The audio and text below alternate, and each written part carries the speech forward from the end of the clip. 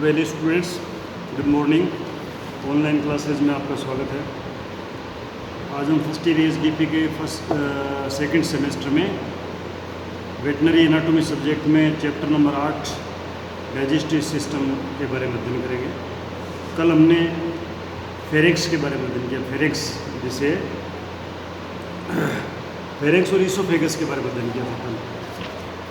आज हम उससे आगे चल के आज बॉडी कैविटीज़ के बारे में अध्ययन करेंगे। बॉडी कैविटीज़ यानी शरीर में जो गुहाएं पाई जाती है, कैविटीज़ पाई जाती है। तो जानवरों में और मनुष्य में 3 कैविटीज़ पाई जाती है। बॉडी के अंदर 3 कैविटी होती है बड़ी बड़ी। सबसे पहले जो कैविटी मुंह की साइड में होती है वो थोरेसिक कैविटी है, और उसके बाद में एब्डोमिनल कैविटी है। एब्डोमिनल कैविटी के बाद में उसी के साथ मिली हुई पेल्विक कैविटी है, जो मैंने आपको कई बार पहले बता चुका हूँ मैं। तो थोरेसिक कैविटी को वक्षीय गुहा बोलते हैं, और एब्डोमिनल कैविटी को उदर गुहा बोलते हैं। पेल्विक कैविटी को श्रोणी गुहा बोलते हैं। उदर गुहा है जो शरीर में पाई जाने वाली सबसे बड़ी कैविटी है। एब्डोमिनल कैविटी बॉडी में पाई जाने वाली सबसे बड़ी कैविटी है, और इसके ये थोरेसिक कैविटी से विभक्त होती, कैसे अलग होती है? डायफ्राम की तरफ। डायफ्राम जो है उससे अलग होती है, विभक्त होती है। यानी थोरेसिक कैविटी और एब्डोमिनल कैविटी के बीच में डायाफ्राम पाया जाता है। डायाफ्राम आप जानते हो। डायाफ्राम आपको मैंने पहले भी बता रखा है कि डायाफ्राम क्या होता है। तो अब एक एब्डोमिनल कैविटी जो है एक जगह से पेल्विक कैविटी से अलग होती है। पेल्विक कैविटी से अलग होती है। पेल्विक कैविटी जो छोटी कैविटी है, जो एब्डोमिनल कैविटी पेल्विक कैविटी जहाँ से अलग होती है उसको पेल्विक इनलेट बोलते हैं। जहाँ से पेल्विक कैविटी एब्डोमिनल कैविटी से अलग होती है उसको पेल्विक इनलेट कहते हैं। और यह अंडाकार आकृति की छोटी गुहा होती है। अंडाकार आकृति की छोटी गुहा होती है। इसके अंदर जो है रेक्टम, बड़ी आंत का भाग है रेक्टम, और जो जेनेटल सिस्टम है फीमेल में, जैसे यूरिनरी ब्लड वगैरह ये पाए जाते हैं। कुछ ब्लड वेसल्स, नर्वस टिश्यू इसके अंदर पाए जाते हैं।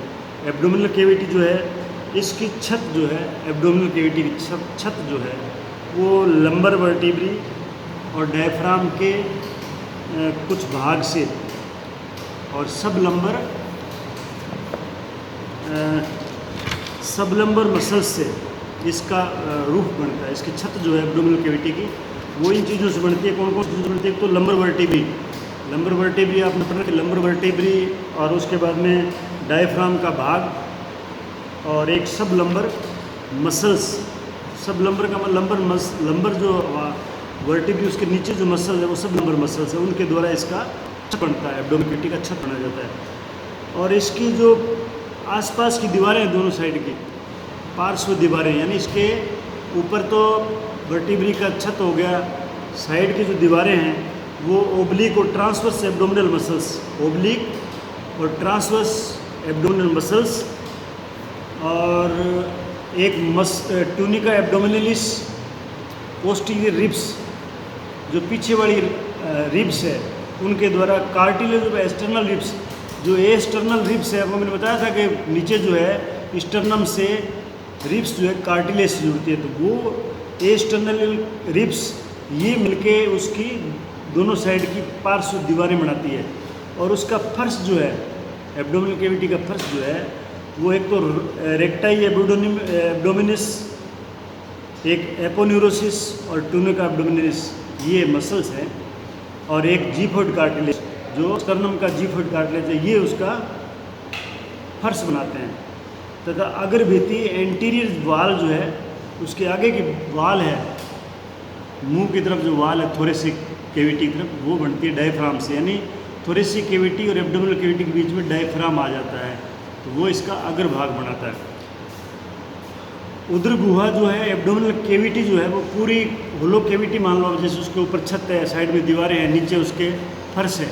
ये कैसे होता है? इसके ऊपर पेरिटोनियम सीरस मेम्ब्रेन से ये लाइंड होती है, यानी इसके अंदर की साइड में सीरस मेम्ब्रेन होती है, उसको पेरिटोनियम बोलते हैं, उसको बोलते हैं पेरिटोनियम।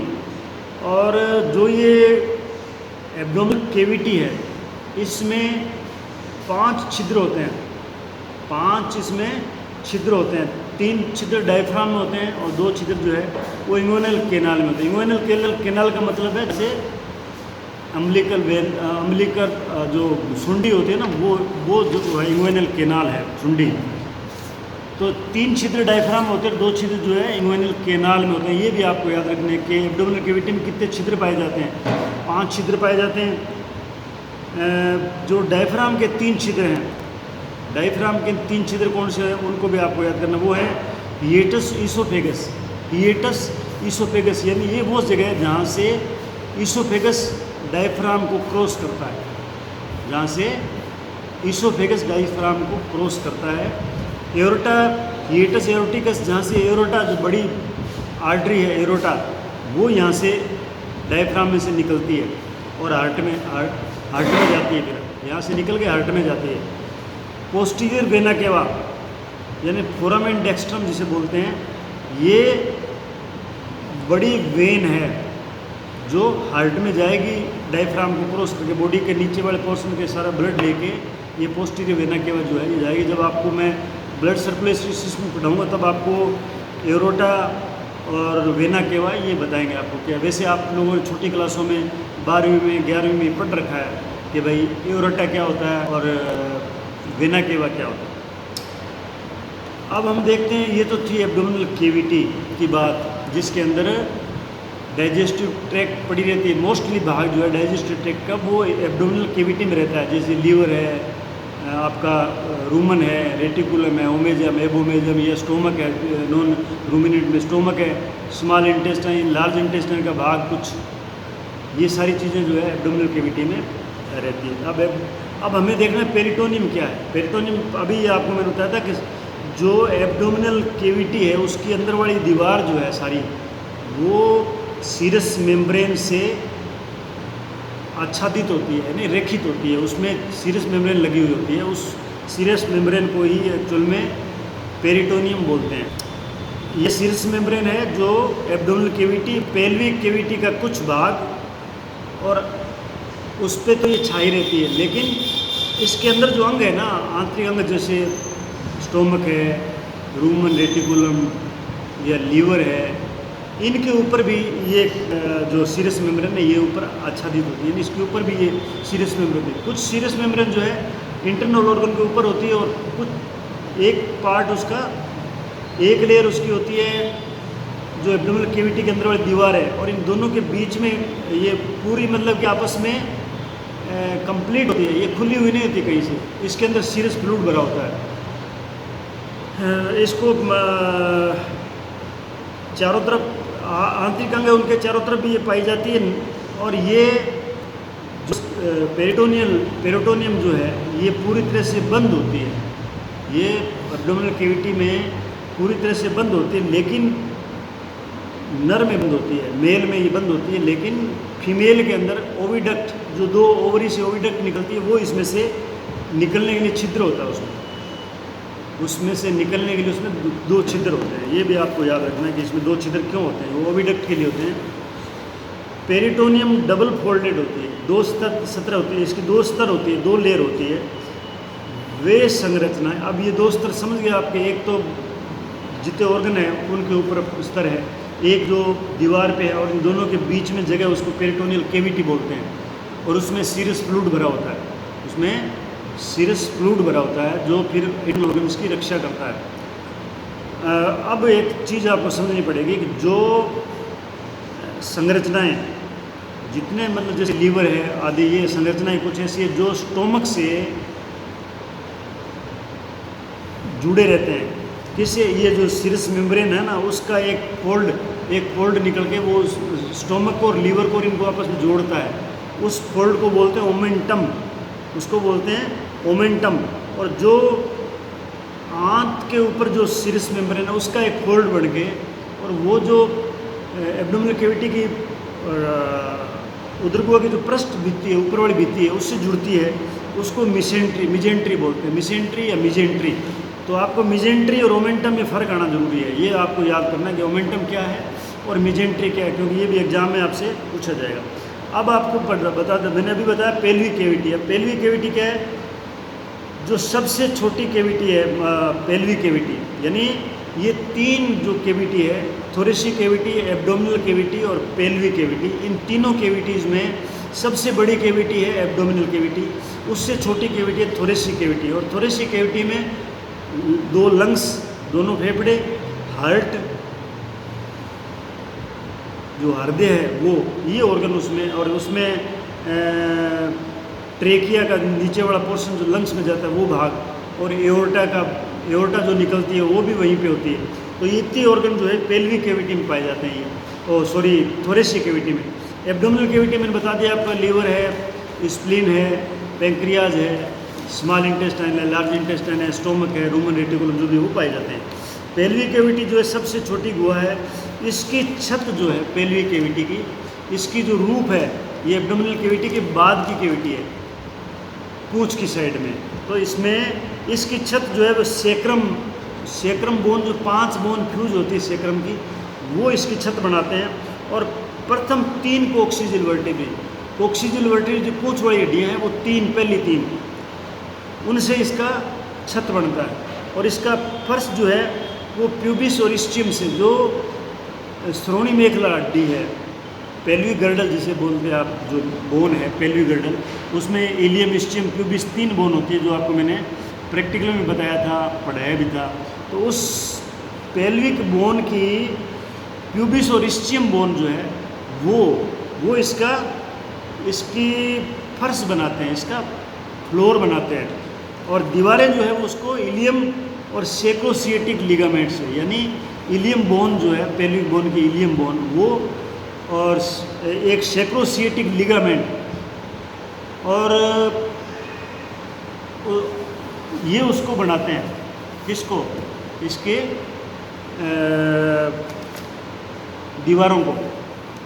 अब इसमें आउटलेट जो है, आउटलेट जो बाहर निकलने का रास्ता है, उसको थर्ड कोक्सीजियल वर्टिब्री और फेशिया एनस से तथा इनलेट पेल्विक व डायफ्रामेटिक मांसपेशियों से बना होता है। ये इन चीज़ों से उसका जो इनलेट है, निकलने का रास्ता जो है वो इनसे बनता है। इस गुहा में यानी पेल्विक कैविटी में एक तो रेक्टम पाई जाती है, रेक्टम और आंतरिक जनन अंग फीमेल के, इंटरनल ऑर्गन फीमेल के, यूट्रस है, ओविडक्ट है, ओवरी है, ये उसमें पाए जाते हैं। और इसमें रक्तवाहिनियाँ और तंत्रिकाएँ स्थित होती है, यानी रक्तवाहिनियाँ, ब्लड वेसल्स, और जो नर्वस सिस्टम है इन एरियो को जो सप्लाई करते हैं वो इसमें पाए जाते हैं। तो ये जो इतना जो आपने अभी अध्ययन किया था, ये सारा एब्डोमिनल कैविटी, पेल्विक कैविटी के बारे में था। और जो डायफ्राम से थोरेसिक कैविटी जो है वो एब्डोमिनल कैविटी से डायफ्राम द्वारा डिफ्रेंशिएटेड होती है, यानी अलग अलग होती है डायफ्राम से। और अब उसके बाद में जो नेक्स्ट है वो हम पढ़ेंगे आमाशय के बारे में, यानी ईसोफेगस के बाद में जो डाइजेस्टिव सिस्टम का भाग है वो आमाशय है, स्टोमक है, जिसमें पाचन क्रिया होती है। जो ईसोफेगस है, भोजन नाल है, उसमें किसी प्रकार की पाचन क्रिया नहीं होती है, सिर्फ मुंह से भोजन को स्टोमक तक पहुंचाने का काम करती है। ये जो आपका आमाशय है, स्टोमक, ये बहुत बड़ा था, एब्डोमिनल कैविटी का बहुत बड़ा भाग एरिया रहता है, यानी सबसे ये बड़ा पोर्शन भाग है। स्टोमक जो है बहुत बड़ा भाग है, और ये एब्डोमिनल कैविटी का बहुत बड़ा भाग घेर के रखता है।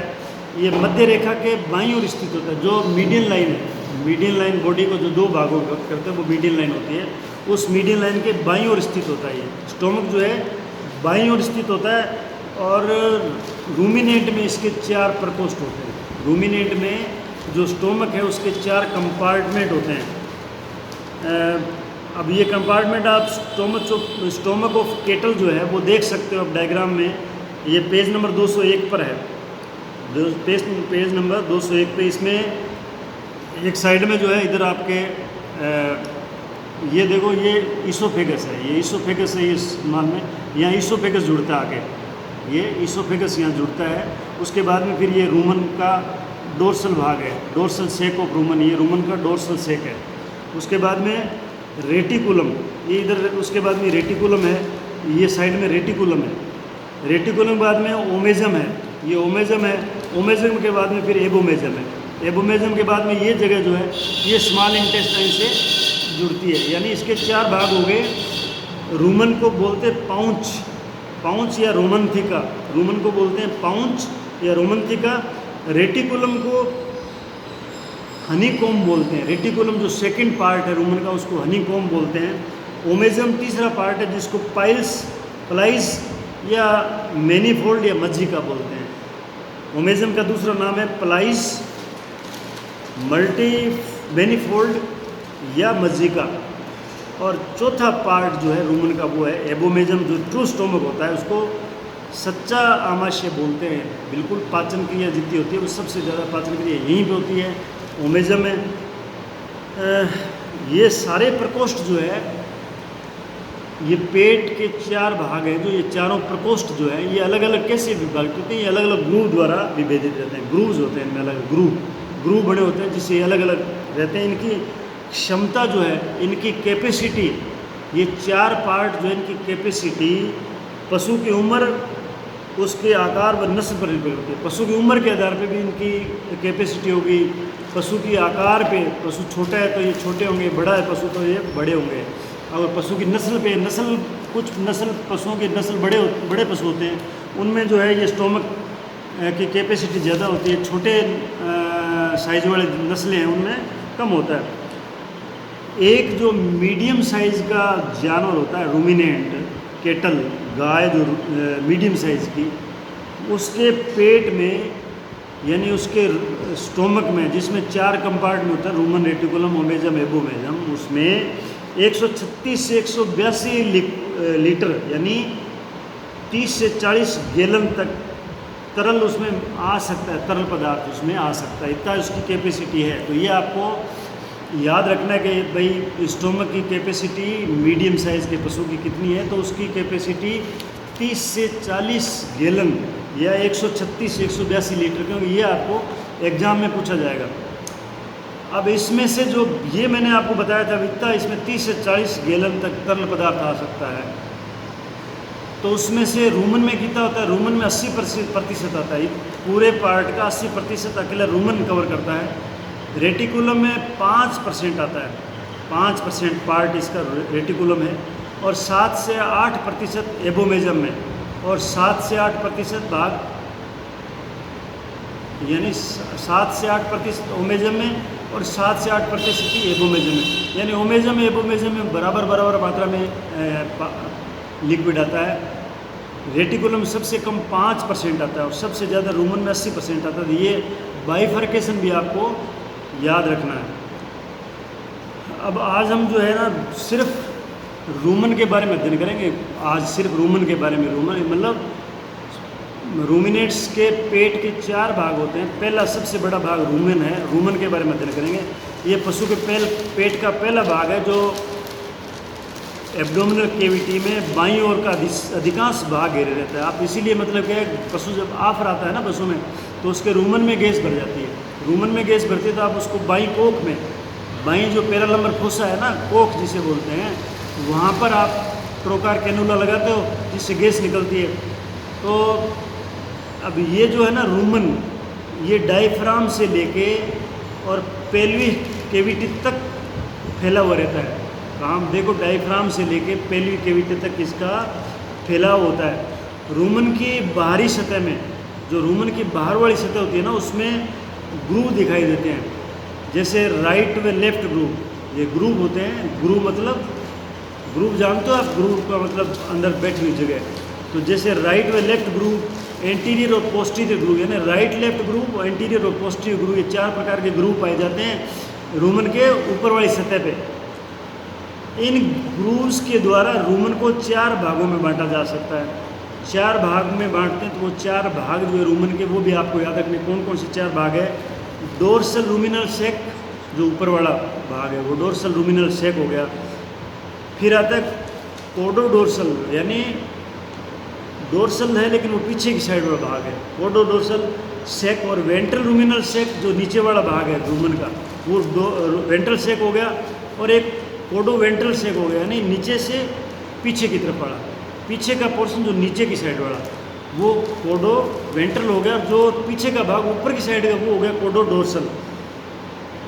अब डोर्सल सेक जो है वो सबसे बड़ा उपखंड है, यानी ये 4 जो खंड बनाए थे आपके, उनमें से जो डोर्सल सेक है ऊपर वाला भाग वो सबसे बड़ा उपखंड है, और ये वेंट्रल सेक को घेरे हुए रहता है, यानी वेंट्रल सेक को घेरते हुए आगे की ओर रेटिकुलम से के रूमिनो रेटिकुलर फोल्ड पे जाता है, यानी रूमिनो रेटिकुलम फोल्ड जो रूमिनो रेटिकुलम के बीच में उस तक ही चला जाता है। रूमिनो रेटिकुलर फोल्ड रूमन के फर्श को रेटिकुलम की छत से अलग करता है, यानी ये रूमिनो रेटिकुलर फोल्ड जो है रूमन और रेटिकुलम जुड़ के जो फोल्ड बनाते हैं, वो फोल्ड जो है वो रूमन के फर्श को, यानी रूमन का जो फर्श है नीचे वाला, उसको रेटिकुलम की छत से अलग करता है, उसको अलग करता है, यानी उसकी छत के और उसके फर्श के बीच में होता है ये जो सेक है।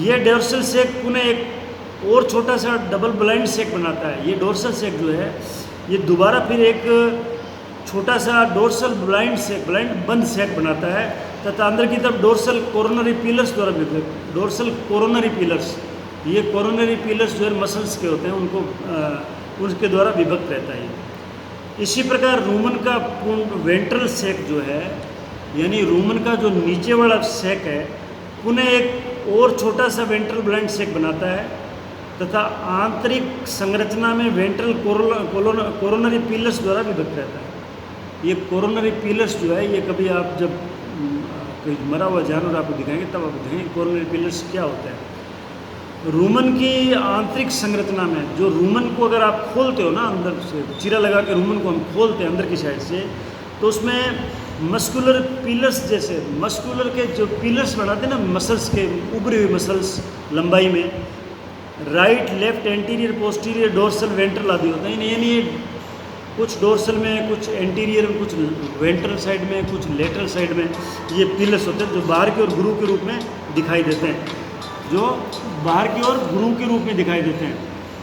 जो बाहर का गुरु है वो इन्हीं की तरह से होता है। ये जो पिलर्स, जो मसल्स, मस्कुलर पिलर्स है, इनकी वजह से रूमन की स्मूथ मसल्स की भी थी, यानी मसल्स के अंदर जो है रूमन की मसल्स जो है स्मूथ मसल्स होती है। ये तो आप पता है, स्मूथ मसल्स जो है वो इनवॉलंटरी होती है, वो अपने आप मूवमेंट करती है, हम नहीं कराते उनको मूवमेंट, इसलिए उनको। जबकि निचली परत के तंतु यानी रूमन की स्मूथ मसल्स की भित्ति में 2 परतें होती है, उसमें परतें 2 प्रकार की होती है। कौन सी? ऊपरी परत के पेशीय तंतु रूमिनल रिज बनाते हैं, ऊपरी परत के जो पेशीय तंतु होते हैं वो रूमिनल रिज बनाते हैं, रिज। और जबकि निचली परत के तंतु सर्कुलर डायरेक्शन में होते हुए रूमिनल पिलर्स की रचना करते हैं, ये पिलर्स की रचना करते हैं, वो रिज बनाते हैं। रूमन की म्यूकोजा जो है वो भूरे रंग की होती है। रूमन की म्यूकोजा वो भूरे रंग की होती है, इसमें किसी भी प्रकार की पाचन ग्रंथियां नहीं पाई जाती। जो म्यूकोजा है उसमें कोई पाचन ग्रंथियां नहीं होती है। इसकी भित्ति में 1 सेंटीमीटर लंबे पिलर्स होते हैं। जो मस्कुलर भित्ति है उसमें 1 सेंटीमीटर के लंबे पेपिली होते हैं, पेपिले, जिसमें पेट के अन्य भागों की तुलना में आसानी से पहचाना, यानी इसको आसानी से आप पहचान सकते हो। इसके कारण रूमन की जो संरचना है वो रोएदार जो तौलिया होता है ना, रोए वाला तौलिया, उस जैसी इसकी संरचना होती है। रोएदार तौलिए की जैसी संरचना है तो उभरे हुए दाने से होते हैं, वैसे इसकी संरचना। रूमन की म्यूकोजा जो है वो स्ट्रेटिफाइड स्क्वेमस एपिथेलियम की होती है, यानी रूमन की म्यूकोजा स्ट्रेटिफाइड स्क्वेमस एपिथेलियम बनी होती है। ये भी एग्जाम में आपको पूछा जाता है। अब रूमन और रेटिकुलम का जो जोड़ है, जहाँ पे रूमन और रेटिकुलम दोनों जुड़ते हैं, वहाँ पर रूमिनो रेटिकुलर ग्रूव पाई जाती है। ग्रूव होता है दोनों के बीच में। तो ये एनाटॉमी थी रूमन की। आज हम रूमन की एनाटॉमी पढ़ेंगे, कल हम रेटिकुलम, ओमेजम, एबोमेजम के बारे में अध्ययन करेंगे। धन्यवाद।